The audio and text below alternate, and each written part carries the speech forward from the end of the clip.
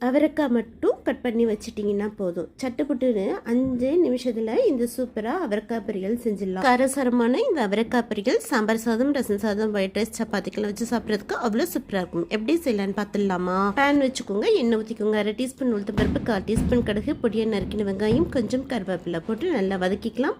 இது கூடவே 1/4 டீஸ்பூன் மஞ்சள் தூள் போட்டு வதக்கிக்கலாம். அடுத்து கட் பண்ணி வச்சிருக்கிற அவரைக்காயும் போட்டு நல்லா சுருள இந்த எண்ணெயிலேயே 1 நிமிஷம் நல்லா வதக்கிக்கோங்க. கொஞ்சமும் தண்ணியே ஊற்றக்கூடாது. காரத்துக்கு 1/2 டீஸ்பூன் வெறுமிளகாய் தூள், 1/4 டீஸ்பூன் உப்பும் போட்டு நல்லா வதக்கி விட்டுக்கலாம். உங்களுக்கு காரமான அவரைக்காய் பொரியல் வேண்டாம், தேங்காய் பூ போட்டு தான் செய்ய போறேன் அப்படின்னா நீங்க பச்சை மிளகாய், தேங்காய் துருவல் போட்டுக்கலாம். மிளகாய் தூள் போட வேண்டாம். இப்போ பழுத்த தக்காளியா பொடியை நறுக்கி ஒரு சின்ன தக்காளி மட்டும் போட்டு நல்லா வதக்கிக்கோங்க. இப்போ மூடி போட்டு விட்டு ஒரு 4லேருந்து 5 நிமிஷம் அப்படியே விட்டுருங்க. இடையில கிளறி கொடுத்துக்கோங்க. 5 நிமிஷத்துக்கு அப்புறம் பாருங்க, சூப்பரா அவரைக்காய் பொரியல் ரெடி. போல அவரைக்காய் செஞ்சு கொடுத்தா யாருமே வேணாம் சொல்ல மாட்டாங்க. ட்ரை பண்ணி பாருங்க. பிடிச்சா சப்ஸ்கிரைப் பண்ணுங்க. தேங்க்யூ.